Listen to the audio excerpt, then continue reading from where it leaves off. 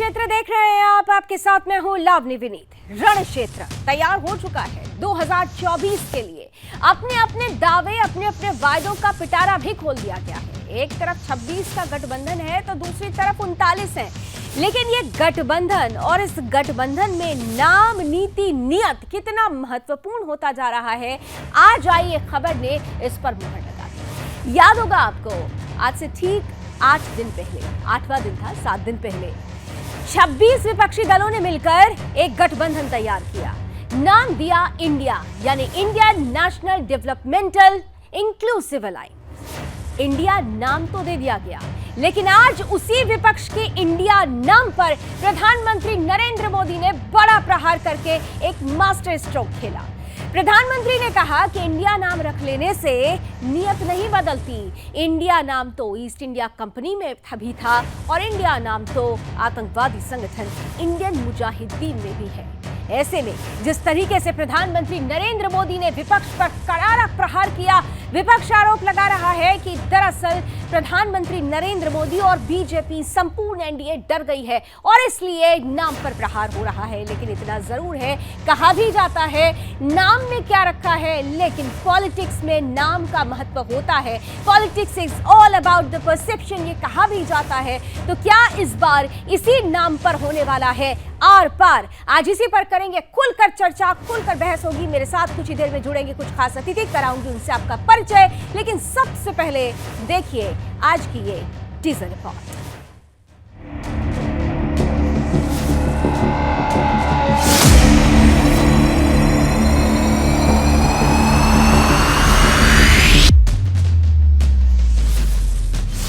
देश की राजनीति में नहले पर दहले का दौर जारी है।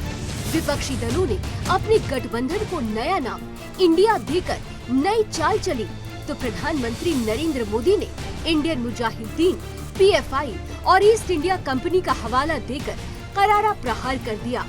प्रधानमंत्री ने कहा कि विपक्ष बिल्कुल दिशाहीन है और उसके नाम बदल लेने से जनता झांसे में नहीं आने वाली। 20 जुलाई से शुरू हुए संसद के मॉनसून सत्र में लगातार हंगामा जारी है। पिछले 4 दिन से संसद की कार्रवाई लगातार बाधित हो रही है। विपक्ष राज्यसभा में 267 नियम के तहत मणिपुर हिंसा पर चर्चा चाहता है, तो वहीं सरकार 176 नियम के तहत चर्चा करने को तैयार है।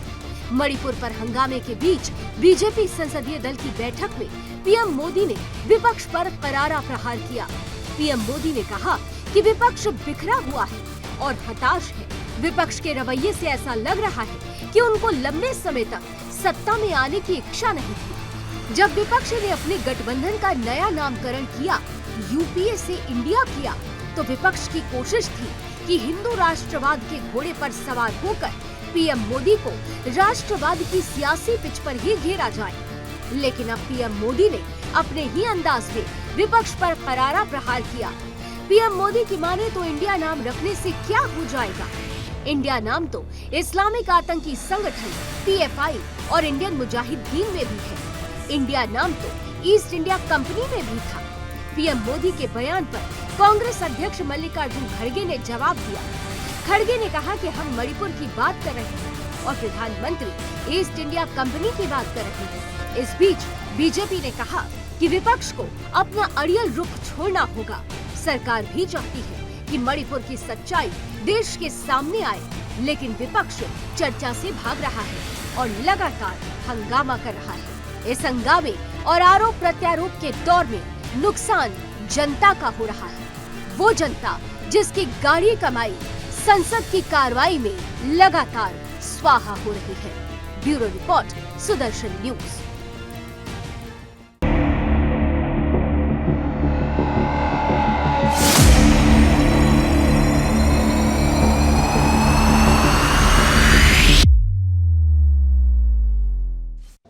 हमको गर्व है अपने प्रधानमंत्री आदरणीय मोदी जी पर।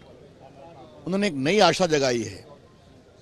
आज 24 में भी हम ही आने वाले हैं। दुनिया भी यही जानती है, देश भी यही जानता है, विपक्ष भी ये समझता है, लेकिन बार बार विरोध करना, वो मान चुके हैं कि उन्हें सत्ता में नहीं आना।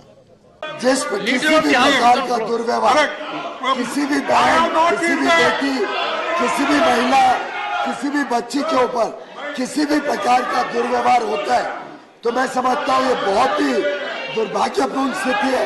हमारी बहनें महिलाओं के ऊपर जो प्रताड़ना, जो उनके साथ दुर्व्यवहार राजस्थान में हो रहा है, जो छत्तीसगढ़ में हो रहा है, जो उनके साथ दुर्व्यवहार तेलंगाना में और पश्चिम बंगाल में हो रहा है, वो भी उतना ही दुर्भाग्य।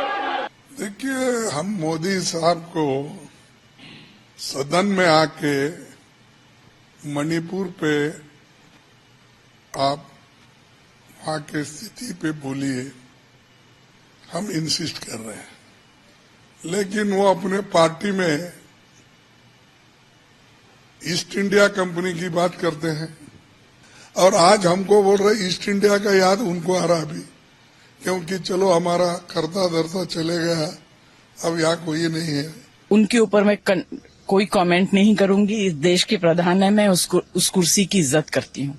मैं ये कहना चाहती हूँ कि उस पार्टी द्वारा, उनके द्वारा जितने भी स्पीचेस दिए गए हैं 2014 से लेकर आज तक, उन सबको कंपेयर कर लीजिए, आपको जवाब मिल जाएगा।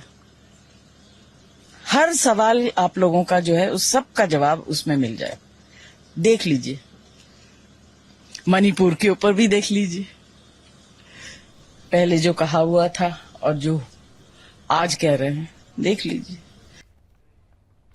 तो जिस तरीके से वार प्रतिवार शुरू हुआ है एनडीए बनाम इंडिया, ये कहा जा रहा था एनडीए बनाम विपक्ष का इंडिया, 2024 की बिसात होगी, लेकिन जिस तरीके से विपक्ष के इस इंडिया पर प्रधानमंत्री नरेंद्र मोदी ने प्रहार किया है, ये प्रहार, ये वार 2024 के लिए कितनी बड़ी तकरार बन रहा है। आज इसी पर खुलकर बहस करने के लिए हमारे साथ जो अतिथि उपस्थित हैं, अब कराती हूं उनसे आपका परिचय। स्वागत करते हैं भारतीय जनता पार्टी का पक्ष रखने के लिए हमारे साथ धनंजय गिरी जी हैं, बहुत बहुत स्वागत। कांग्रेस का पक्ष रखेंगे रत्नाकर सिंह जी, बहुत स्वागत। साथ ही साथ जाने माने पॉलिटिकल एक्सपर्ट वरिष्ठ पत्रकार अनिल गर्ग जी भी इस पैनल का हिस्सा हैं। अनिल जी, आपका भी बहुत बहुत स्वागत। आप लोगों ने जिस तरीके से एनडीए बनाम विपक्ष का इंडिया, ये जब सामने आई तस्वीर, इसके बाद प्रधानमंत्री नरेंद्र मोदी का उसी विपक्ष की इंडिया पर प्रहार, क्या मूड बना लिया है कि इस बार नाम पर ही आर पार करना है? धनंजय जी, आप देखिए, जिन लोगों का नाम ये था 2 बार सरकार बनी, उन्हें अपने अतीत से क्यों भय लगता कि आपने घपले घोटाले, अपने किए गए कुकृत्य, अपने किए गए काम, कांग्रेस बन चुकी थी करप्शन का पर्याय, इन सब से भयभीत होकर के नाम रखा। कुछ दिन पहले तक जो मणिशंकर अय्यर जाकर के पाकिस्तान की धरती पर कहते थे कि मोदी जी को हटाने के लिए हमें मदद कीजिए, जो लोग सेना के शौर्य पर सवाल उठाते हैं, जो लोग सेना प्रमुख को गली का गुंडा कहते हैं, जो भारत को एक राष्ट्र मानने के लिए तैयार नहीं होते हैं, तो ह्यूम के लोग हमारे हो ही नहीं सकते।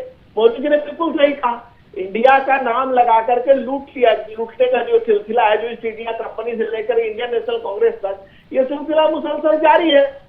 दिल की बत्ती है, सारे दिल्ली ज्योति गुजरात उसने लूटी है। कांग्रेस कह रही है कि ये आपकी हताशा बोल रही है, क्योंकि अगर आपको इस नाम से परेशानी नहीं होती, अगर आपकी दुखती रथ पर नहीं प्रहार होता, तो फिर ऐसी प्रतिक्रियाएं भी नहीं आती। उनका कहना है कि उन्होंने तो मास्टर स्ट्रोक चल दिया है, चुनौती आपके लिए खड़ी कर दी है। लावड़ी जी कहते हैं कि आंख का अंधा नाम नयन सुख रख लेने से अंधा आंखों में रोशनी नहीं आ जाती। इंडिया से, भारत से, भारतीयता से, इस मुल्क के मिट्टी से कितनी मोहब्बत किसे है, इस देश की जनता जानती है।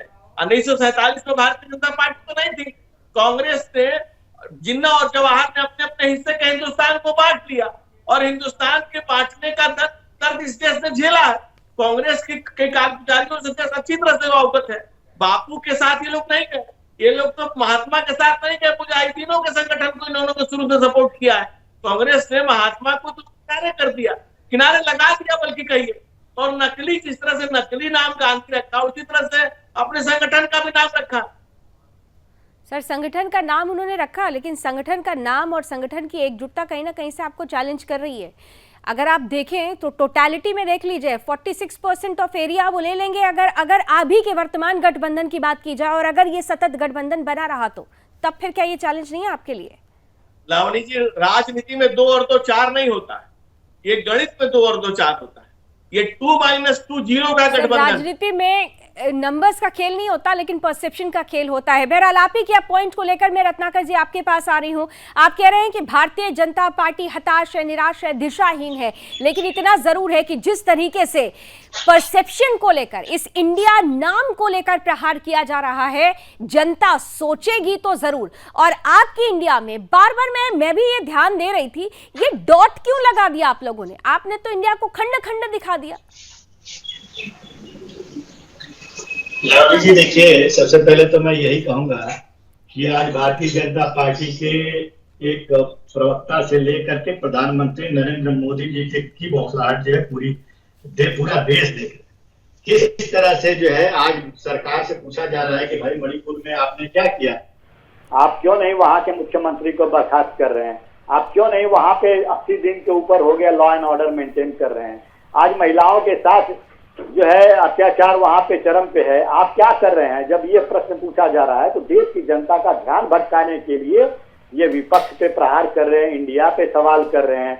जब हम इनसे प्रश्न पूछ रहे हैं तो इनके एक सांसद जो है 62% जो विपक्ष के जनप्रतिनिधि है जिनको जनता ने चुना है, उन सारे जनप्रतिनिधियों को इनके सांसद मनोज तिवारी नामर्द घोषित कर देते हैं। जब हम इनको पूछते हैं कि भैया महंगाई बढ़ गई है इतनी, इसके लिए कुछ करेंगे कि नहीं करेंगे, तो इनके उत्तर प्रदेश की मिनिस्टर जो है प्रतिभा शुक्ला जी, वो कहती है कि आप टमाटर खाना छोड़ दीजिए, आप महंगी सब्जियां खाना छोड़ दीजिए, कल तो ये कह देंगे कि भैया आप देश ही छोड़ दीजिए। तो ये भारतीय जनता पार्टी है। जब इनसे प्रश्न पूछा जाएगा जनता के मूलभूत मुद्दों पर आधारित, तो ये जो है आरोप लगाते हैं हमारे ऊपर, आरोप प्रत्यारोप की राजनीति करते हैं, जनता का ध्यान भटकाने की कोशिश करते हैं। आज इंडिया का ये जो है इतनी बुराई कर रहे हैं। मैं पूछना चाहूंगा इन्हीं भारतीय जनता पार्टी के लोगों से कि आपने तो अपने राष्ट्रीय ट्विटर अकाउंट का नाम भी बीजेपी फॉर इंडिया रखा है, उसको भी बदल दीजिए भाई, जैसे हेमंत बिस्वा ने बदला है। आपने skill India, make in India, ये इंडिया, वो इंडिया, स्टार्टअप इंडिया, सारा तो आपने नाम रखा है, वो सारा बदल दीजिए भाई। आपको इंडिया शब्द से इतनी आपत्ति है। और लावनी जी, मैं बताना चाहूंगा कि हमारे दल का नाम जो है Indian national developmental inclusive alliance है, और इसका शॉर्ट फॉर्म इंडिया होता है। और हमें बहुत प्राउड महसूस होता है कि कहीं ना कहीं हम अपने आप को इंडिया से कनेक्ट करना भी चाहिए। इस देश की अगर राजनीतिक पार्टी है तो इंडिया से कनेक्ट तो करना ही चाहिए। लेकिन रत्नाकर जी, एक बात समझने वाली है ना, आप ये कह रहे हैं कि ये गठबंधन उस के खिलाफ खड़ा हुआ है जो लोकतंत्र की हत्या करता है। भाई, आप लोकतंत्र को बचाने के लिए अगर आगे निकले थे तो यूपीए जब बना था तब भी तो आप यही हवाला दे रहे थे। नाम बदल के आखिर क्या बदल जाएगा? पूछा तो यही जा रहा है ना, नाम बदल देने से क्या आपकी नीयत नीति ये बदल जाएगी? अच्छा लावनी जी, मैं मतलब अनइंटरप्टेड बोलने दीजिए। हाँ, बोलिए। अभी ये भारतीय जनता पार्टी ने, जब देश में आपातकाल चल रहा है, इसका नाम इन्होंने क्या रख दिया है? अमृतकाल। तो ये नाम बदलने से आपातकाल से अमृतकाल हो जाएगा क्या? कारगिल युद्ध का जो जवान है उसकी वाइफ को किस तरह से अत्याचार किया जाता है और अपनी विवशता वो प्रकट करता है, तो ये आपातकाल है या अमृतकाल है? मणिपुर का हिंसा जो है देश में हो रहा है, पूरी दुनिया देख रही है, अगर ये आपातकाल होता तो आप तो प्रश्न भी ये नहीं कर सकते। नहीं, आप अनइंटरप्टेड बोलेंगे, मैं प्रश्न तो करूंगी ना सर, ये भाषण देने का मंच थोड़ी है सर, प्रश्न तो मैं करूंगी ना, प्रश्न मेरे मन में आएगा तो मैं प्रश्न करूंगी और उसी का जवाब आपको देना होगा। वही जवाब अभी धनंजय जी भी देंगे। आप आपातकाल कह रहे हैं ना सर, आपातकाल होता ना तो इस मसले पर आज आप इतना बोल भी नहीं सकते थे, क्योंकि आपातकाल में तो सरकार के खिलाफ बोलने वाले को, लिखने वाले को जेल की सलाखों के पीछे कर दिया जाता था। नहीं सर, नहीं, प्रश्न पूछ तो रही हूँ ना सर, आप आपातकाल की परिभाषा कैसे सेट कर रहे हैं? मैं पूछ तो रही हूँ आपसे, आपातकाल होता तो आप इतना बोल नहीं सकते थे। आपातकाल तो हमने देखा है सर। धनंजय जी काउंटर जवाब, सीधे अनिल जी के पास जाऊंगे फिर। धनंजय जी काउंटर जवाब जल्दी से। आपातकाल और कांग्रेस का रिश्ता पुराना है, ये कोई नई रिश्ता थोड़ी है, ये पुराना रिश्ता है। इस देश पर आपातकाल लगाने वाली कांग्रेस अगर आपातकाल को भूल जाए तो ये कैसे संभव है? आपातकाल लगाने वाली, अनेकों बार राष्ट्रपति शासन लगाने वाली, 97 बार राष्ट्रपति शासन लगाने वाली, लोकतंत्र की हत्यारी, करप्शन की पर्याय कांग्रेस कैसे आपातकाल को भूल सकती है? कैसे जवान छीनने वाले को भूल सकती है? कैसे कांग्रेस भूल सकती है अपने किए गए कुछ कार्य? इसलिए कांग्रेस को याद है आपातकाल। नहीं, लेकिन धनंजय अच्छी जी, बात है। चाहे पार्टी आपकी हो या पार्टी कांग्रेस हो या इस देश की कोई भी राजनीतिक पार्टी हो, सवाल यह है कि जिस इंडिया नाम को लेकर इस वक्त राजनीति गरमाई हुई है, उस इंडिया के अस्तित्व को, उस इंडिया की आत्मा को वर्तमान में या फिर मूल रूप से कौन समझ रहा है, ये मूल प्रश्न बनता है। अनिल जी, आपका एक कमेंट अब चाहूंगी, क्योंकि देखिए 2024 के लिए आर पार है, लेकिन उससे पहले 2023 में अभी 3 हिंदी बेल्ट के महत्वपूर्ण राज्य बाकी हैं, जहां पर दोनों ही पार्टियों के अपने अपने दावे हैं। इन दावों के बीच में प्रधानमंत्री का आज इस तरीके से विपक्ष के इंडिया पर प्रहार करना किस दिशा में लेकर जाएगा इस पूरी परिस्थिति को?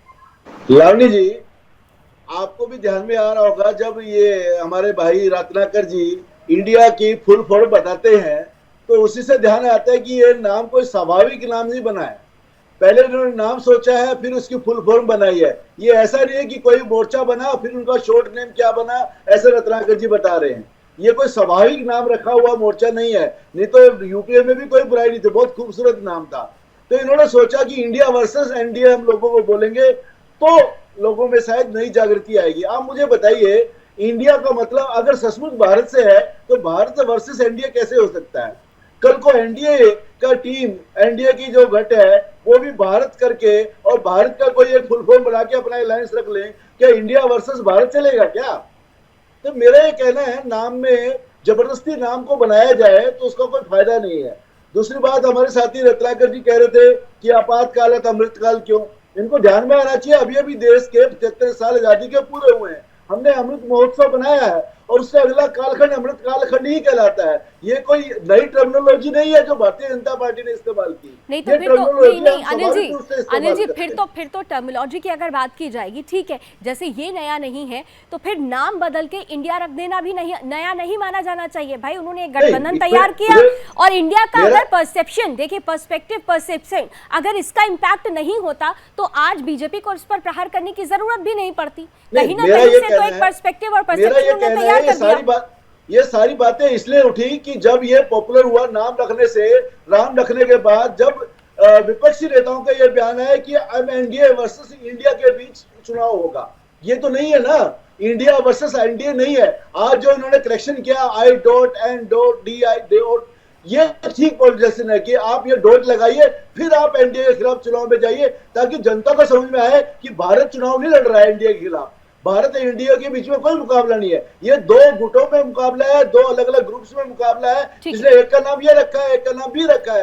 तो ये क्लियरिटी आनी जरूरी है। नहीं तो अगर ये इंडिया नाम से बुलाने जाएंगे, इंडिया के नाम को ओके करेंगे कि हम इंडिया की तरफ से रिप्रेजेंट करते हैं, तो सामने वाला फिर काउंटर करेगा ही। रत्नाकर जी, देखिए एक बात तो तय है, नाम आपने बदल दिया, लेकिन बार बार हम यही कहेंगे कि एक आधार जो तैयार करना है, मजबूती का आधार, क्या आप लोग तैयार कर पाएंगे? आपने गठबंधन का नाम इंडिया रखा, आपने लक्ष्य और एजेंडा तय कर लिया कि मोदी को हराना है, लेकिन दूसरी तरफ जिस तरीके से एनडीए गठबंधन, जिसने अभी अपने 25 साल भी पूरे किए, नाम नहीं बदला गया, संगठनात्मक स्तर पर उन्होंने आज से तैयारी भी शुरू कर दी। आपके यहाँ तो अभी तक तैयारी का एक रूपरेखा भी तैयार नहीं है, इस इंडिया का संयोजक कौन होगा ये भी तैयार नहीं है।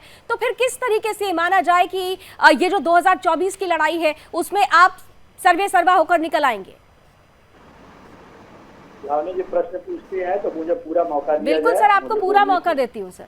पिछली बार भी मैं 20 सेकंड मांगा था, आपने 10 सेकंड में इंटरप्ट कर दिया। बोलिए सर, बोलिए सर, क्योंकि जनता के सामने पूरी बात, अगर नहीं बोलेंगे तो मैं चुप रहता हूँ। क्या मतलब है? बोलिए सर, पूछ तो रही हूँ आपसे प्रश्न, बोलिए।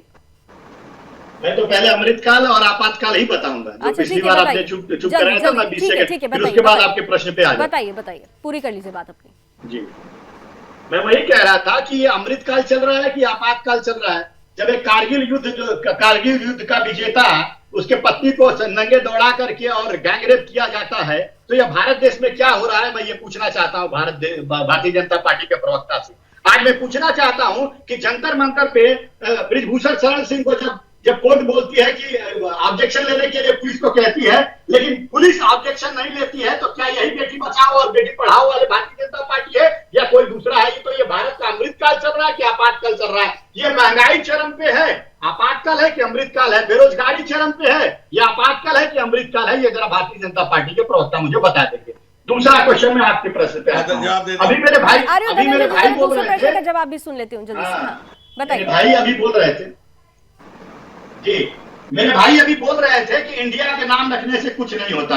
तो भैया आपने स्टार्टअप इंडिया, आज तो मोदी जी द्वारा लाई गई ज्यादातर जो है नीतियां साहब योजनाओं का नाम कंपैरिजन कर रहे हैं, योजनाएं आप रखिए ना, योजनाएं तो नहीं, कंफ्यूजन नहीं, इतना नहीं, ये भ्रम पैदा करने वाली स्थिति कम से कम इस मंच पर तो मत करिए। योजनाओं का नाम और आपकी पार्टियों की गठबंधन के नाम में बहुत अंतर होता है। योजनाओं में आपने कितनी योजनाएं गांधी के नाम से शुरू कर दी, कितनी योजनाएं नेहरू के नाम से शुरू की, योजनाओं पर हम बात नहीं कर रहे हैं।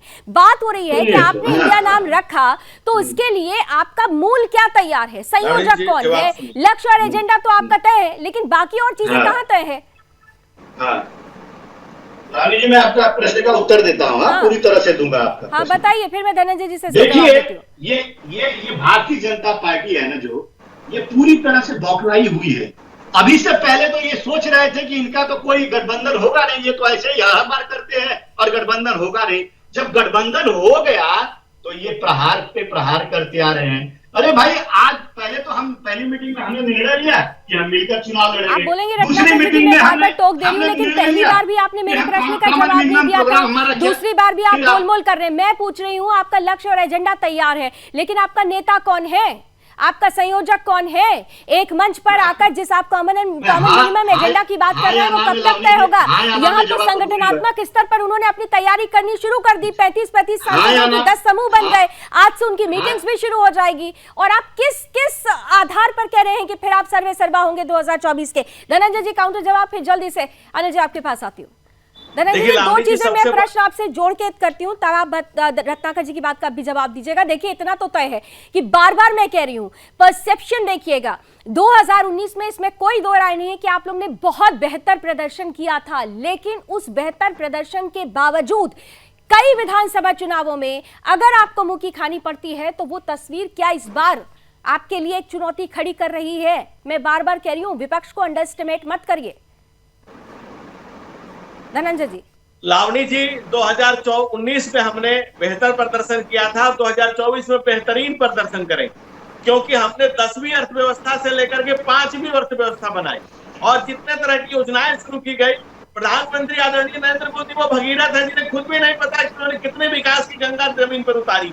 और जो हमारे भाई बात कर रहे हैं बेरोजगारी का हर स्टेट ने डाटा जारी किया है, उसमें सबसे नंबर 1 पैदान में राजस्थान है, जहां कांग्रेस की गवर्नमेंट है। दूसरा आप कहीं सेलेक्टिव नहीं हो सकते हैं।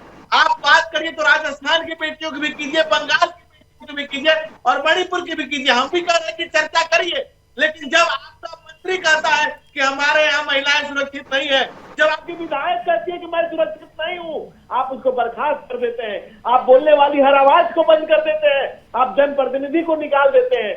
ये दोहरा चरित्र इस देश का जनमानस देख रहा है, इस देश की आम आवाज भी देख रहा है, इस देश का कॉमन मैन देख रहा है कि कांग्रेस का कितना भी कुछ कर ले उसके कुत्सित कर्म कभी बदलने वाले नहीं है। दूसरी बात, आपको कांग्रेस को कुछ दिन पहले राजस्थान में जाकर जिस केजरीवाल ने कहा कि कांग्रेस और केजरीवाल एक दूसरे के पर्याय है, जिस केजरीवाल ने कहा कि सोनिया गांधी को अरेस्ट किया जाए और डिटेन किया जाए, सोनिया गांधी सारा बच देगी, जिस कांग्रेस पार्टी ने ट्वीट किया कि मनीष सिसोदिया को अरेस्ट करने की जगह केजरीवाल को अरेस्ट किया जाए, आज आप इस गठबंधन को, इस ठगबंधन को आप क्या नाम देंगे? और नाम बदलने से क्या नीति बदल जाएगी, क्या नीयत बदल जाएगी, क्या चेहरा पर कई चेहरे लगा लेते हैं लोग? ये लोग वही जो चेहरे पर चेहरा लगा करके चिपका करके, और सबसे बड़ी बात कुछ दिन पहले जॉर्ज सोरोस ने वहां पर कहा था कि मैं भारत में गवर्नमेंट गिराने के लिए $100 मिलियन देने को तैयार हूँ। उसके बाद ये गठबंधन साफ और लोले का जो ठगबंधन हुआ, इसके पीछे ये रिश्ता क्या कहलाता है? ठीक है धनंजय जी, रत्नाकर जी जवाब दे रहे हैं आपके आरोपों का। रत्नाकर जी। जी देखिए, अभी ये जो गठबंधन की बात कह रहे हैं, मैं इसको कहना चाहूंगा 2019 को से बेहतर 2024 बता रहे हैं कि बेहतरीन होगा। अरे भाई साहब, 2019 में आपके साथ तमाम बड़े घटक दल थे, जिसमें जेडीयू था, जिसमें अकाली दल था, जिसमें शिवसेना था। सारे बड़े बड़े घटक दल तो आपके चले गए, सारे तो इंडिया में शामिल हो गए। अब आपके गठबंधन में वही घटक दल बने हैं जो 32 ऐसे घटक दल है जिसके देश की जनता ने कभी नाम भी नहीं सुना, और 25 घटक दल ऐसे हैं जिसमें एक भी सांसद नहीं है। तो आपको अब जब एहसास हो गया है कि ये मजबूत गठबंधन बन रहा है, तो आनंद फानंद में 9 साल में पहली बार आप एनडीए की मीटिंग में बुला रहे हैं और ऐसे ऐसे घटित दलों को बुला रहे हैं जिसका वजूद देश में डेसिमल में भी नहीं है। 0.0001% उनका वोट शेयर है। तो आप दिखाना क्या चाहते हैं? आप जो कहते थे कि एक अकेला सबसे भारी कौन क्या दिखाना चाहता है ये महत्वपूर्ण है रत्नाकर जी। कौन क्या दिखाना चाहता है ये महत्वपूर्ण है, लेकिन ये भी देखने वाली बात है कि अकेला उनके पास ही 303 था। गठबंधन छोड़ दीजिए तो 303 तो अकेले उनके पास थे। मैं आ रही हूँ धनंजय जी, अनिल जी के पास में जाना चाहती हूँ, अनिल जी के पास जरा जाना चाहती हूँ। एक सेकंड, ठीक है, आप दोनों के पास आती हूँ। अनिल जी, ध्यान से अगर देखा जाए तो अभी अगर 13 राज्यों में गैर बीजेपी सरकार है, वहां से टोटल अगर देखें तो 119 ऐसी सीटें हैं जहां पर अब भी भारतीय जनता पार्टी ने खास तौर से 55% से ज्यादा जो मत थे वो प्राप्त किए थे। यानी अगर 40% देख लीजिए, 13 गैर बीजेपी राज्यों में 298 सीट्स हैं लोकसभा की, जिसमें 119 2019 में भारतीय जनता पार्टी ने जीती थी। यानी 40% एरिया पर भारतीय जनता पार्टी का कब्जा था। लेकिन अभी क्या है, परिस्थिति थोड़ी सी बदल गई है। क्या उन परिस्थितियों का प्रभाव पड़ेगा भारतीय जनता पार्टी पर इस बार 2024 के चुनाव में? लावनी जी, दिक्कत क्या है, कोई भी राजनीतिक दल होगा ना, उसको ये लगता है कि वो जनता को बेवकूफ बनाएंगे और जनता बेवकूफ बन जाएगी। लेकिन देश की जनता बहुत समझदार है। आप ट्रेंड देख लीजिए, असेंबली में पिछली बार राजस्थान में कांग्रेस जीती थी, लेकिन जैसे ही जनरल इलेक्शन आए सारी की सारी सीटें भारतीय जनता पार्टी को मिली। देश की जनता ने तय कर रखा है कि देश की बागडोर किसके हाथ में देनी है, तो इस गठबंधनों से कोई असर नहीं होने वाला। आप देखिए एसपी बीएसपी गठबंधन बड़ा था। यानी आप ये कह रहे हैं कि क्योंकि सामने प्रधानमंत्री नरेंद्र मोदी का चेहरा है, इसलिए ये परिस्थिति बन गई। रत्नाकर जी देखिए, रत्नाकर जी यही महत्वपूर्ण है, चेहरा तय करना बहुत जरूरी है। नाम तय कर लिया गया, लेकिन नाम के बावजूद चेहरा अगर तय नहीं होगा तो नाम तय करने से कोई फायदा नहीं मिलेगा। आज का विषय लावनी जी, मैं उसमें कहना चाहता हूँ, रत्नाकर जी के लिए मेरी सलाह है, अगर उन्होंने डॉट लगाए है ना, तो वो बताएं, जब भी अपना नाम गठबंधन का बताएं तो I.N.D.I.A. बताएं, इंडिया ना बोले, क्योंकि इंडिया वर्सेस एनडीए नहीं है, नहीं तो फिर इनको बताना पड़ेगा कि आप गलत बोल रहे हैं। ठीक है रत्नाकर जी। रत्नाकर जी देखिए, हमने जो नाम बनाया है उसका शॉर्ट फॉर्म इंडिया है, और हम बहुत अपने आप को गर्वान्वित महसूस कर रहे हैं कि हम कहीं न कहीं इंडिया यानी देश की जनता के साथ, भारत के साथ अपने आप को कनेक्ट कर रहे हैं। तो इसमें क्या आपत्ति है भाई? आपके पेट में दर्द क्यों हो रहा है? आपके पेट में दर्द क्यों हो रहा है? आप अपना स्ट्रेटेजी बनाइए, अपनी रणनीति बनाइए, अपने एनडीए को सुधारिए। हम अपना काम कर रहे हैं, हम आपकी कुरीतियों के खिलाफ रास्ते पे उतर के आएंगे, जरूर लोगों को बताएंगे कि 9 साल 10 साल में आपने कुछ नहीं दिया देश की जनता को। मणिपुर जैसा राज्य बना दिया है जो खुशहाल राज्य था, जहाँ पे शांति थी, उसको जला कर रख दिया आपने। हम जरूर जनता को बताएंगे, हम क्यों नहीं बताएंगे? मणिपुर कर रहे हैं और करना भी चाहिए। मैं कहती हूँ करना भी चाहिए। अगर देश के किसी भी राज्य में महिलाओं के साथ ऐसी स्थिति हो तो बोलना भी चाहिए, लेकिन सेलेक्टिव नहीं हो जाना चाहिए। बार बार मैं कहती हूँ, मणिपुर और राजस्थान का नाम एक साथ जिस दिन आपने लेना शुरू कर दिया, यकीन मानिए जनता आपके प्रति अपनी विश्वसनीयता दिखानी शुरू कर देगी। लेकिन जब तक आप सेलेक्टिव रहेंगे ना, तब तक विश्वास नहीं हो पाएगा। और सबसे महत्वपूर्ण, यहाँ धनंजय जी भी बैठे हुए हैं, यहाँ रत्नाकर जी भी बैठे हुए हैं। जिस जनता का हवाला आप लोग दे रहे हैं, उसी जनता की गाढ़ी कमाई आप दोनों की वजह से, आप दोनों पार्टियों की वजह से स्वाहा हो रही है हर रोज। संसद की कार्रवाई अगर नहीं चल पा रही है तो इसके लिए जिम्मेदार हम किसको कहें? रत्नाकर जी आप कहेंगे बीजेपी, बीजेपी कहेगी कांग्रेस, जनता किससे पूछेगी? जल्दी से पहले रत्नाकर जी जवाब दीजिए आप, फिर धनंजय जी इसी प्रश्न का जवाब आप भी देंगे। जी देखिए, सदन को सुचारू रूप से चलाने की जिम्मेदारी सत्ता पक्ष की होती है, विपक्ष की कोई भूमिका नहीं होती। अब आगे सुन, जो पूरी बात करने नहीं देती है। नहीं, पूरी बात मैं करने दूंगी, लेकिन आप लोग विपक्ष की भूमिका नहीं होती। नहीं, आगे क्या बोल रहा हूँ वो तो सुनिए। क्यों नहीं चले दे रही है सदन? ये लोग प्लीज बीच में मत टीका नहीं पड़ी। एक सेंटेंस बोला आदमी, आप तुरंत दूसरा प्रश्न पूछने लगती है। इस तरह थोड़ी डिबेट होता है। नहीं, आप लोग कहते हैं ना सरकार की खाली जिम्मेदारी, मैं पूछ रही हूँ विपक्ष की भी जिम्मेदारी है ना, कि नहीं है? तो मेरा प्रश्न, आपने पहला प्रश्न पूछा। अच्छा ठीक है, जवाब दे दीजिए। 20 सेकंड में जवाब पूरा कीजिए, जवाब पूरा कीजिए। 20 सेकंड। इनके ही नेता कहते थे कि सदन में जो है सुषमा स्वराज कहती थी कि सदन को चलाने की जिम्मेदारी जो है वो सत्ता पक्ष की होती है। इनके भी नेता कहते थे लेकिन आज मणिपुर जल रहा है और इंडिया मांग कर रहा है कि रूल 267 के अनुसार सदन में जो है विस्तृत और गहन चर्चा होनी चाहिए। प्रधानमंत्री मोदी जी 36 सेकंड का भाषण देकर जो चले जाते हैं, उस तरह की चर्चा नहीं चाहिए। आज ये 80 दिन के ऊपर मणिपुर जल रहा है, उसका जिम्मेदार कौन है? ये बहुत बड़ी विडंबना। आप कहेंगे रूल 267, ये कहेंगे रूल 176, जनता कहेगी भैया हमारे लिए में फिर क्या है? धनंजय जी, उनका 276, आपका 176, जनता पूछ रही है हमारे लिए क्या है? नहीं, देखिए, कांग्रेस को जन सरोकार से कभी कोई वास्ता रहा नहीं, आज भी नहीं है। और जब हम कह रहे हैं कि आइए चर्चा कीजिए, सदन चर्चा के लिए है, और लेकिन चर्चा नहीं, यहाँ तो होड़ मची हुई है कि भाई नेता विपक्ष कौन बने। इनके यहाँ जो इन्होंने कहीं की ईंट कहीं का रोड़ा, भानुमति ने कुनबा छोड़ा, ये जो कुनबा है ये उसकी सारी तैयारी है कि वह नेता बनना है, और इसमें एक पर्टिकुलर पार्टी लीड लेना चाहती है। और उसके बाद आप कहीं कह रहे थे कि हमारे पास मजबूत लोग हैं। आप मजबूत लोग खोज रहे हैं क्योंकि कांग्रेस बहुत कमजोर हो गई, मजबूत है, लेकिन हम मजबूर लोगों के साथ डटा रहेगा। ये तो 2024 का चुनाव बताएगा, लेकिन जिस तरीके से आधार तैयार हो रहा है, उस आधार में बहुत सारे प्रश्न हैं। नाम को लेकर भी प्रश्न है, काम को लेकर भी प्रश्न है, और जनता की गाढ़ी कमाई को लेकर भी प्रश्न है। उम्मीद करते हैं कि आप दोनों इन प्रश्नों का आकलन जरूर और जल्दी करना शुरू करें, तभी तो आधार मजबूत होगा। Thank you so much. समय की कुछ सीमाएं हैं, इसलिए चर्चा को यहीं खत्म करती हूं। जिस तरीके से इंडिया बनाम एनडीए की तस्वीर सामने आ रही है, जिस तरीके से इंडिया नाम पर, विपक्ष के इंडिया नाम पर प्रधानमंत्री ने प्रहार किया है, इतना तो जरूर है कि इस बार 2024 की लड़ाई नाम पर बनाई है, लेकिन नाम से पहले काम बोलता है। विपक्ष अपने एजेंडे और लक्ष्य को मोदी को हराना रख रहा है, लेकिन काम को लेकर अब भी रूपरेखा तैयार नहीं है, चेहरे को लेकर रूपरेखा तैयार नहीं है। पक्ष, अगर हम सत्ता पक्ष की, भारतीय जनता पार्टी की बात करें तो चेहरा मोदी है, लक्ष्य और उद्देश्य जीत है, लेकिन इन सबके बीच में सवाल दोनों पार्टियों से है। जनता का क्या? जनता की गाढ़ी कमाई का क्या? हर रोज 9 करोड़ रुपए स्वाहा हो रहे हैं, इसका हिसाब कौन देगा? आकलन जरूर करिएगा। चलिए, अभी बस इतना ही। देश और दुनिया की तमाम खबरों के साथ जुड़े रहिए सुदर्शन न्यूज के साथ। जय हिंद।